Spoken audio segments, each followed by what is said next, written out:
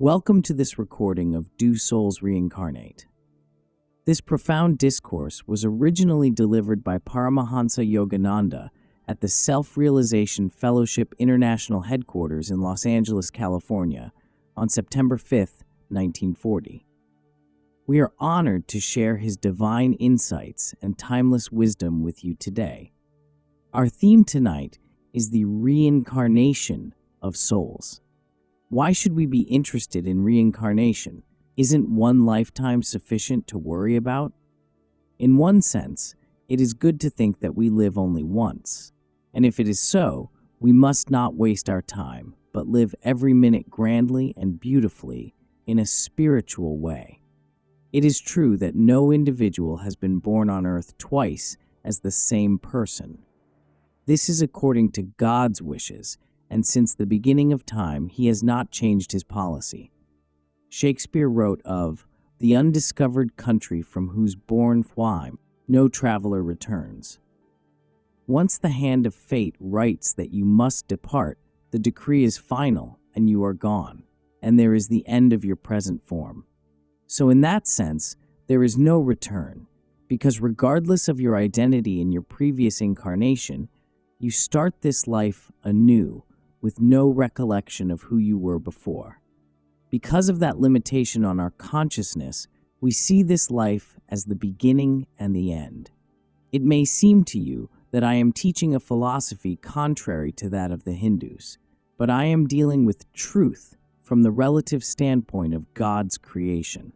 I read from the Book of God, and from that library I speak to you. This is the way I learned from my guru, and the way he learned from his master. Without direct perception, you can't really know at all if something is true. Again, relatively speaking, if we incarnate only once, then we see in nature a devastating iconoclastic method. Some babies are stillborn or die after only a little while, without having had a chance to experience life. People of all ages are stricken with suffering, disease, and death. There is no certainty about life. Every year, when new models of cars come out, there are always some that are lemons, having mechanical defects. Is life like this too? That somehow in the process of nature, some souls are made with firm, sound bodies and minds, and others are accidentally given weak bodies and defective brains. Are we just factory productions with no control over what happens to us? If this life is the beginning and the end, then I say it is a terrible injustice. It is ruthless. We don't want to think of a God who would create such a life. This world would just be God's great zoo, with us as merely experimental animals, his human guinea pigs. If God deliberately made specimens with great talent and others with poor mentality, some beautiful and others deformed, then there is no justice and no use in religion. And if this is the only life, with no existence hereafter, then there is no point in making any effort beyond satisfying our selfish whims of the moment. God did not give us reason only to question, but never be satisfied. The very fact that we can question shows that there are certain processes of evolution going on that enable us to gain greater and greater knowledge. We may not fully understand, but we instinctively know this much. There must be some justice in the law that creates the infinite differences among human beings. Is there any clue? We find it in the law of reincarnation, with its corollary of karma, the principle of cause and effect. God at some time started all souls in a fairly uniform way. We all had equal goodness and potential within us, but owing to the misuse of our intelligence and free will, we have created terrible disorder and lack of equality, lack of uniformity in life. You can't generalize about people because God has given every individual freedom to make his own choices. No matter who we are or what we are, and even though we are somewhat bound by circumstances of our karma, the effects of our past actions, we can do anything we want to in our minds. In the vault of the mind lie all the chains of bondage, as well as the keys to freedom. All actions originate in the mind. Trouble comes because people have so many crazy thoughts, and wrong thoughts lead to wrong actions. In this country, everyone wants to be or to have something different from everyone else. People do whatever comes into their minds. They get married and divorced as often as they wish. They do just as they please, without any thought for their fellow beings or even for their own highest welfare. We stagger at the wild way the world is moving.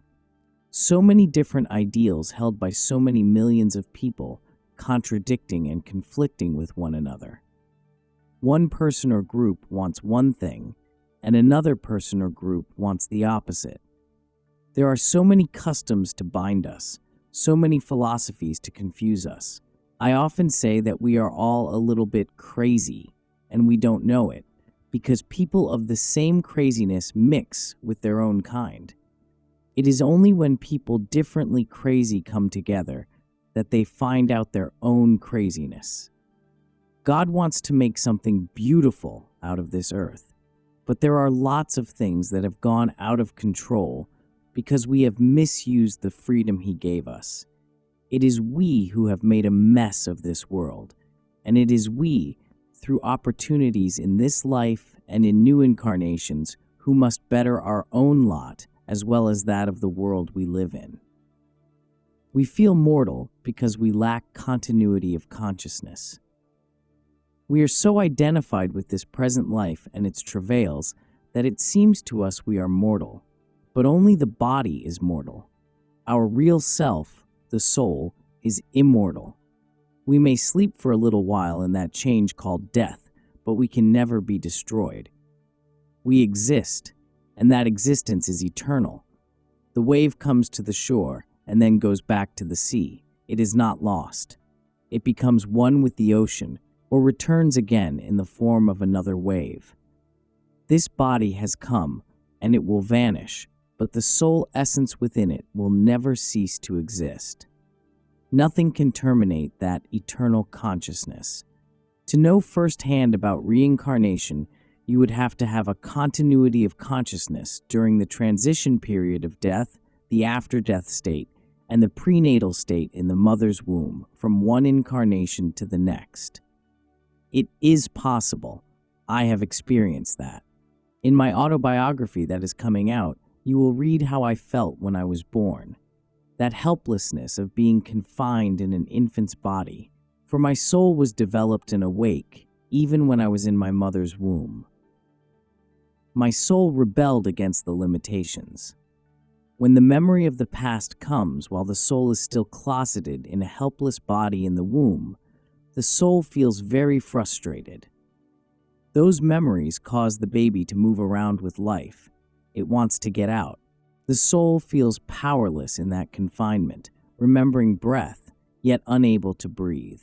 It struggles to be freed from the prison of the mother's body. When the baby is about to be born, an intense prayer thought goes out from that soul. But as soon as the child is born, it forgets its past. Only if the consciousness is highly developed will memories of the past be retained. For instance, if you take a person from one house to another, he remembers it because he was conscious during that transition. He may very well remember not only the different houses he went to, but also the route. But suppose an Eskimo in Alaska sustains a head injury that causes unconsciousness and amnesia and is put on a train and brought to Los Angeles. When he awakens, if asked whence he came, his reply would be, "I don't remember." At death, a state of coma comes in which you forget everything. But do you forget everything? That is the question. Your mind may not remember, but your soul does. When you are highly advanced spiritually, your soul remains awake and conscious from one life to another. Without God realization, you wouldn't care to know about your past lives, lest you learn of the terrible happenings that have taken place in those previous incarnations. Think of the troubles and sorrows you have had in this life, and then think of your many past incarnations. Do not believe for one moment that you have not had equally painful or worse experiences in those earlier lives. Would you want to remember all you have gone through from the beginning of your creation? No, because to do so would so depress and discourage you that from the beginning you would have no strength, no will to keep on. For instance, suppose you died of cancer in your last life. Would you want to remember that suffering now? Your fear of that experience might produce the condition again. If you had continuity of remembrance and could recall that as John in your last life you were poor and died of a terrible disease, and that now you have come back in this life as Jack, and again you are afflicted with poverty and sickness, you would be hopelessly discouraged. It would paralyze your will to succeed. We don't want to remember things that are unpleasant or evil. That is why nature obscures our memories from one lifetime to the next. In going from one body to another, something happens that makes us forget our past existence. God is good to us in that respect. Of course, if we were wonderful in our last life, we might want to remember that, especially when facing some trouble in this life. People who go to fortune tellers or others to try to learn about their past incarnations really want to be flattered. They don't want to hear that they were an average or an evil individual. They want to be told they were a great king, a famous person, or a saint. False prophets tell people what they want to hear because they want to increase their following and the contents of their coffers. In one of my classes, there were 3 ladies, each of whom confided to me that a certain fortune teller had revealed to her that she was a reincarnation of Mary, Queen of Scots. I brought the 3 Marys together and asked them to tell me which was the real one. Live rightly now, regardless of what lies hereafter. If there is a life beyond, and if you have lived this one well, you will carry that goodness on into your next life. If you haven't lived well in this life, you will still be reaping the results of your wrong actions in the hereafter and in your next incarnation. Even if there were no life beyond, to have lived this one rightly is still far better and more satisfying than living to the end of life in an unhappy, miserable state as a result of desultory behavior and wrong actions. Once an atheist came to talk with me. He told me he didn't believe in an afterlife. It was his conviction that when we die, that is the end of our existence. I said, "Do you know for certain? Suppose there is life after death? Isn't it more practical to live rightly now? Then, if there is a hereafter, you will be rewarded for your good actions. Even if there is no hereafter, you will find inner peace and happiness in this life if you live it well. We are not products of blind chance. We are highly intelligent creations. Therefore, it stands to reason that some great intelligence must have created us. There is no doubt about this, and certainly an intelligent God would not bring us on earth with so many inequalities without giving us equal opportunities to forsake evil and express goodness. What is the use of scriptures or of following divine laws if this life is the end? Where is the love and justice of God if the hereafter is eternal heaven for a chosen few and eternal torment of hell for the error-stricken? God's law of reincarnation shows that when a person is evil, and no one can be so wholly evil that he can be forever barred from the kingdom of God, he is given a chance to work out that evil and to turn to goodness. Evil is like a graft. It is not a permanent quality in man, for everyone is a child of God. Every night God reminds you in sleep that you are not the body and its habits. You are free. You are happy. The purpose of reincarnation is to provide opportunity for man to go on working out all his desires and expressing all that he wants to express, until he realizes his true nature as a child of God and understands that reunion with God is the true object of all his seeking, the goal of all mankind. We seek religion because we want to do away with our suffering forever. Worldly methods are not the answer. God is the answer. True religion that brings God realization is the answer. So now is the time to wake up, take the sword of wisdom, and slash away all bad habits. Most of you know the Bible story about the servants who stopped their work while their master was away. Only one of them kept on with his duties. When the master returned unexpectedly and saw what had taken place, he dismissed all the other workers and rewarded the one who had faithfully continued to fulfill his responsibilities. So remember, the Lord has gone away for a time, but he says, "I will come back again, and I will see whether you have done your work or not. I will see whether I find you sleeping or building up material desires, or if you are dutifully tending the house of life I have given you to care for." The most important thing to know about reincarnation is that this life is a new opportunity given by God to destroy the evil and cultivate the good that you have brought from past lives.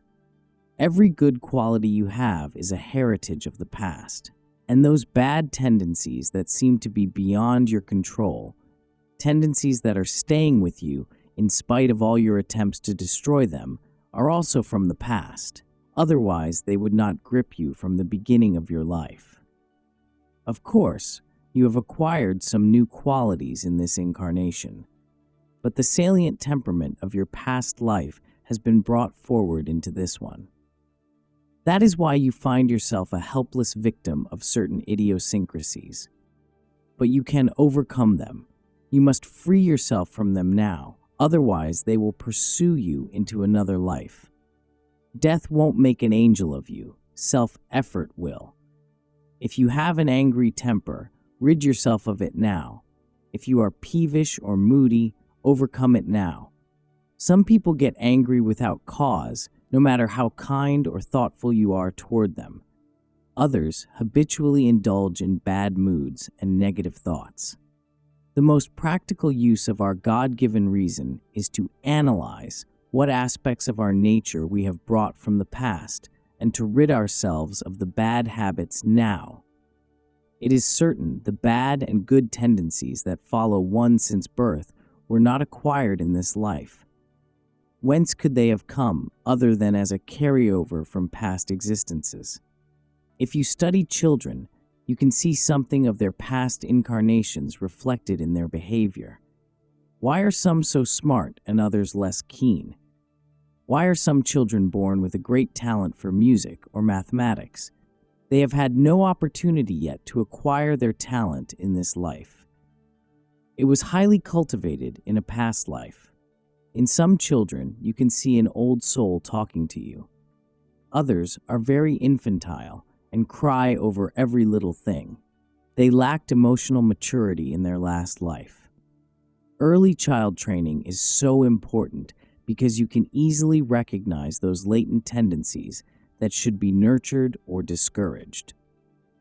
After a child reaches the age of about 5, it becomes more difficult to distinguish his past life tendencies from those traits he is acquiring from present influences and the increasing awakening of his free will in this life. Any time I have found something hounding me from the past, I have cut it out. As a child, I had a very fiery disposition, and then one day I resolved that I was not going to carry this anger with me anymore. I said, "Get out," and from that day forth, I never felt anger again. I don't tell people I'm not angry. I let them think I am, because sometimes a little fire is necessary. But inwardly, I couldn't be angry if I tried. I have never willingly hurt anyone. Why exist with bad habits that we will carry from one lifetime to the next? Why not overcome them? That is why we have come into this world. Your divine nature is what you must cultivate. Remember, you are a child of God. Your divine nature is what you must cultivate. Do not allow your happiness to be conditioned by anything material. That is the first lesson you learn in the hermitages in India.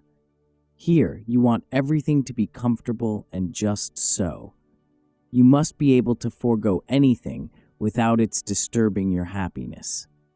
Learn to be even-minded, regardless of the conditions that arise every day.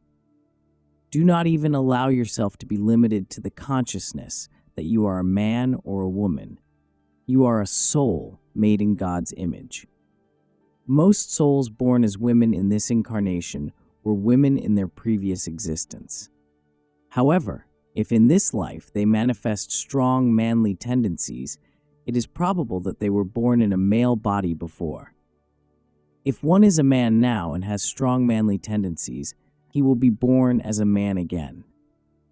If you want to be a man in your next incarnation, cultivate reason more and masculine interests. And if you want to be a woman, cultivate feeling and interests that are more feminine. The wisest course is to remember always, I am neither man nor woman, I am spirit. Then you will rid yourself of the limiting consciousness of both tendencies. You will realize your highest divine potential, whether you are incarnate as a man or a woman. Seek the answer to the mystery of life and death.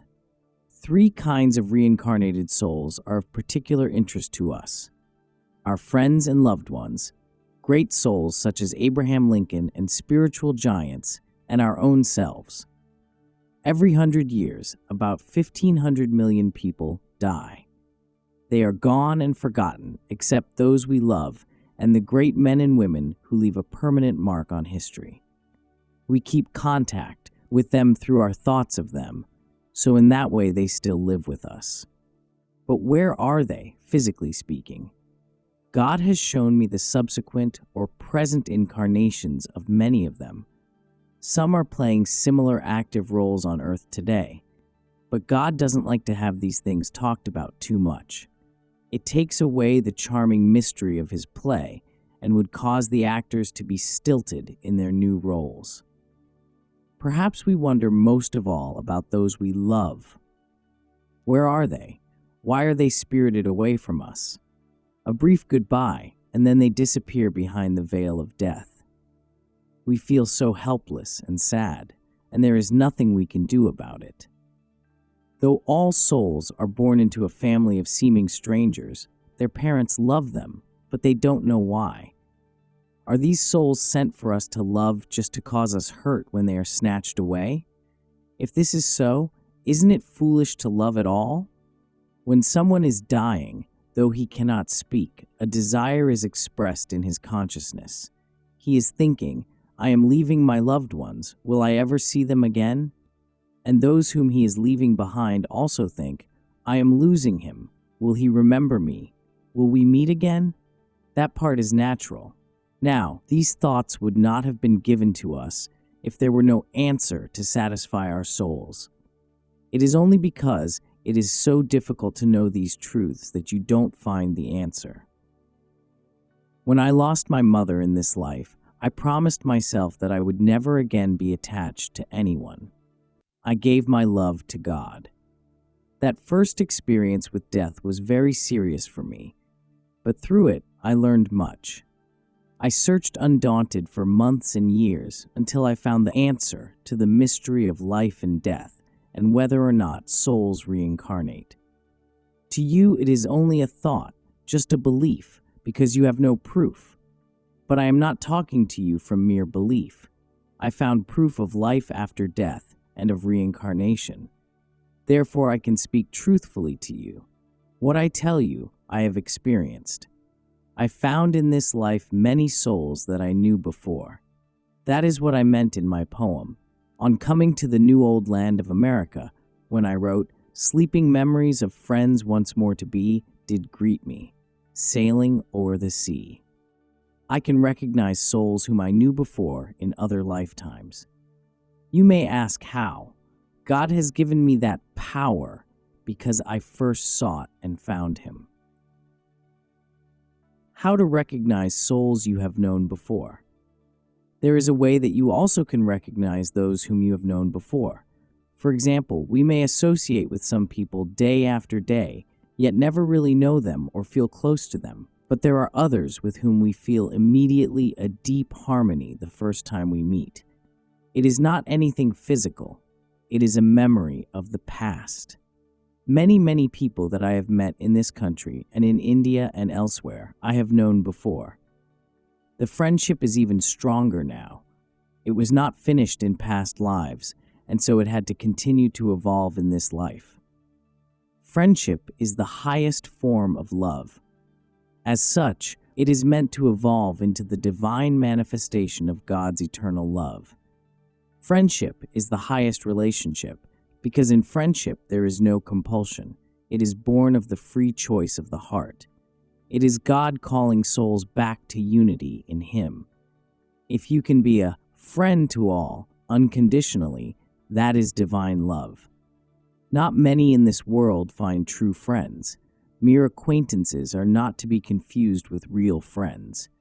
There is no attachment in true friendship, nor is it founded in selfish human love. It is an unconditional relationship between two or more souls. They may be unrelated, or family members, or marriage partners. It is best formed between souls who are seeking God or who have found God. Such was the friendship that existed between Christ and His disciples. Otherwise, relationships develop into attachment and remain on the plane of human love, taking the soul away from supreme friendship with God. True friendship may be developed between woman and woman, man and man, or man and woman. The important consideration is that it be based upon soul qualities, not worldly qualities or attractions of the flesh. This can come only when you free yourself from the consciousness that you are a man or a woman. If you are seeking such friends, pray to God, Lord, lead me to those who are friends of the past, that I may continue with them the friendship that was interrupted through separation by death. Send such friends to me, because I want to help them with my thought of Thee. That is a wonderful ideal, isn't it? To have friendship not for idle talk and useless pastimes, but to develop the ultimate friendship with God. Only on that plane of sincere friendship will you find lasting happiness with any other soul. Don't engage in too many socials. They are all right once in a while, but frequent socializing takes up too much valuable time. Enjoy divine thoughts with your friends. Use your time for God. If you find souls who will share that goal, then you can drink God together from the chalice of divine friendship. The highest duty God has given you is to develop His consciousness in yourself and to help true friends to do the same. So long as life sweetly sings with God, it will bring happiness to you and to others. Friends that harmonize spiritually with you are therefore very important. No matter what difference of opinion there is between you and such friends, there is always understanding and communication. In that relationship, regardless of differing views, you have mutual respect and cherish your friendship above everything else. True friendship established in God is the only relationship that is lasting. On one occasion, while I was traveling on a train, my attention was drawn to a man who was drinking and playing cards. There came a strange feeling that I must talk with him, that I had known him before. I sat nearby for a little while, and I felt the call of his heart. As I got up and passed down the aisle, he looked at me and said, "Can I talk with you?" We sat in a small empty compartment and talked for an hour. Then I told him, "God's blessing falls upon you." He cried and said, "Never will I follow evil ways again." Several years later, we met in Kansas City. He stood to introduce me before my lecture, and right before the whole audience, he shed tears and said, "The greatest blessing of my life was 1 hour spent in talking to Swami Yogananda on the train." I'm not speaking about myself, but to show how strong is friendship of the past. So, whenever you meet people, be watchful. Notice your first reaction to them. This tells you much about whether you knew those individuals before. It is not an emotion. When you feel in your heart a deep harmony with another person, then you know that you knew each other before. Help enemies of the past through love and forgiveness. Of course, I have also met some enemies of the past, but mostly friends. I remember another life centuries ago when someone I loved very much was inimical to me and hurt me, but I triumphed over him. I met him again in this life, and again he became treacherous, but I have tried only to help him. He shall pursue me no more. Forgiveness is more powerful than revenge. I have forgiven everyone who has knowingly or unknowingly tried to annoy or hurt me. I want nothing for myself anymore. I have found such joy in my heart by giving everything to God and doing everything for Him. Those who do evil stew in their own evil. They can't really hurt you unless you let them. Even our enemies are all part of the tests of life. When an evil person tries to persecute you, remember that he has probably tried to harm you in some way in the past also. If you think of that hurt and how terrible that person is, that is a great mistake. When you give out hateful thoughts, that person receives them and hates you twice as much. You don't want the magnet of your hate to draw your enemies near you. Never hate anyone. Love and forgiveness have a healing effect on yourself and on your enemies, and be grateful for all the wonderful friends God has given to you. Never try to impose yourself to force your friendship on anyone. I give my love to all. And to those souls who are in harmony with me, I give my friendship unconditionally.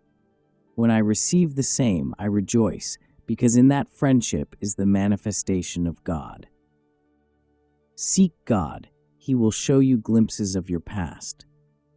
I also recall my own past incarnations, beyond all doubt. In the Tower of London, for example, I found many places that I remembered from a past life, places the present caretakers didn't know anything about. Because I was once an Englishman, in my childhood in India, I preferred to eat with a fork and knife.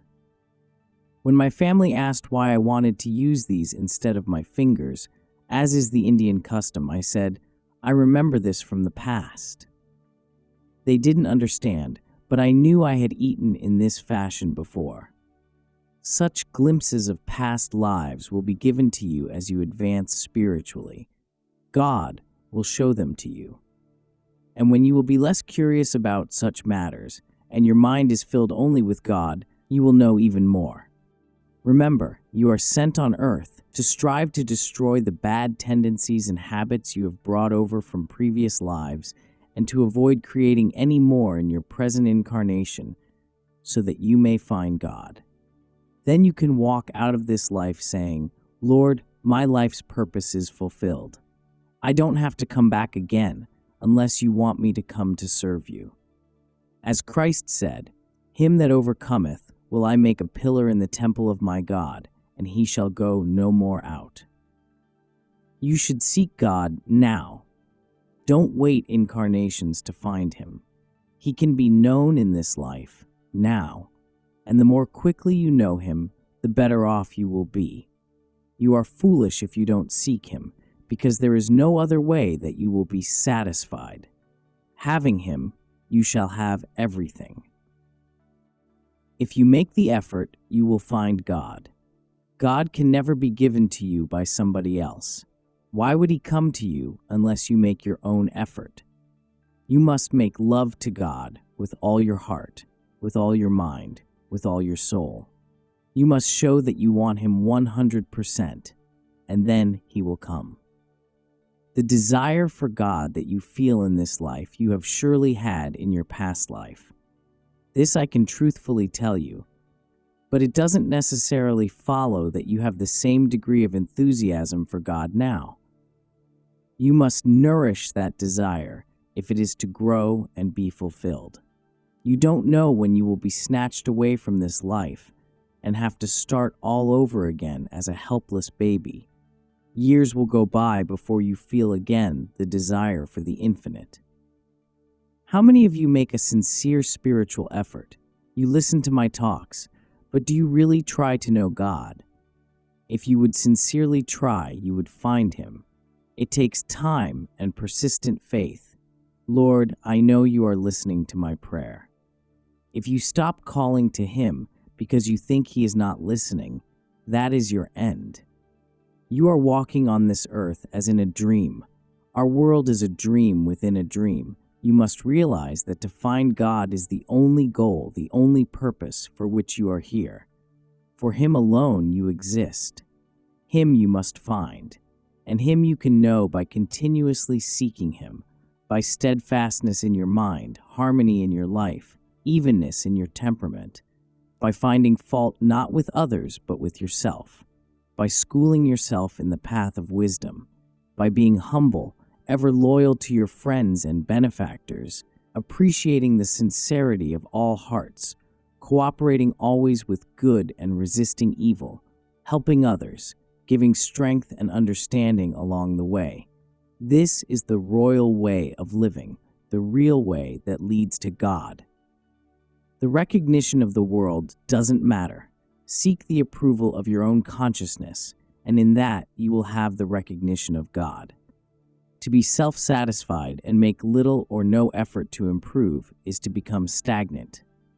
But to try unceasingly to progress until you are sure that you are with God is the way to live. When God comes, the veils of delusion drop away. This earth is a most imperfect place. When prosperity comes, war breaks out and sets mankind back centuries again. But don't take the ups and downs of this life too seriously. No matter what happens, inwardly say, "It is all right. I am only dreaming in God's dream. Nothing can touch me. I am happy. Nothing holds me. I am ready every minute, Lord, to walk out of this dream or to remain to do your will." Then you will be free. That is a wonderful thought. Anything you do with the thought of God is much different than the same experience without Him. The other day I was taken to see a movie, and the first thing I knew, I was in samadhi. Someone asked, "Aren't you seeing the picture?" "Yes," I said, "it is all movies, a movie within a movie." The theater, every motion, the people sitting around me, I could see them all as pictures on the vast screen of cosmic consciousness. No matter what you are doing, when God comes, there is just complete intoxication. The veils of delusion drop away, and you know the answer to anything you want to know. In this state of consciousness, I have seen far into the past and into the future. Generally, I keep my eyes closed to these things, but when I am interested, I see them. And I see into the souls of those who come. No one can deceive me. I know each one inside out, but I never speak of this. I am not interested in the evil side of people, only in their good. I don't encourage crowds of curiosity seekers, but I do encourage true souls in their individual romance with God. Such joy, such happiness. To have the love and protection of the divine is the highest of all achievements, and you will find it here by making a little effort. I come only to tell you of that joy of God. Of my own free will, I give my time to serve you all.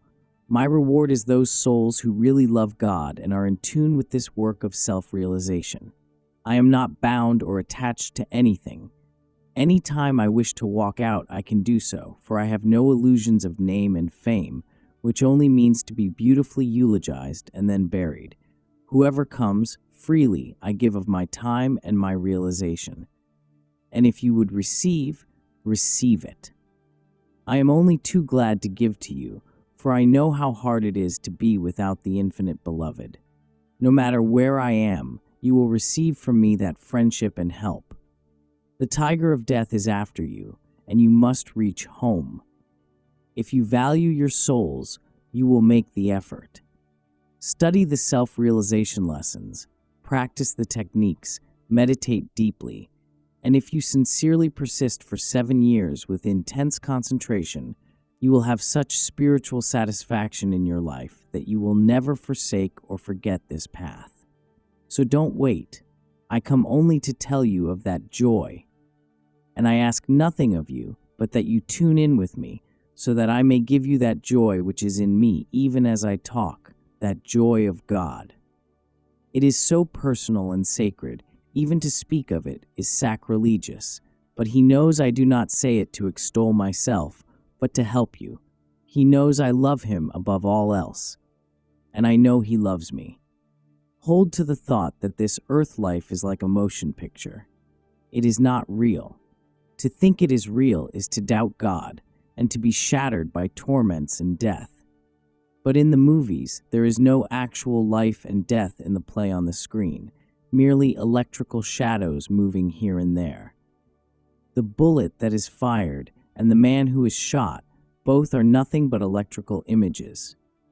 A long time ago, I went to see a movie about Abraham Lincoln. I was watching that great hero and deeply appreciating his noble deeds when suddenly he was killed. I felt very sad.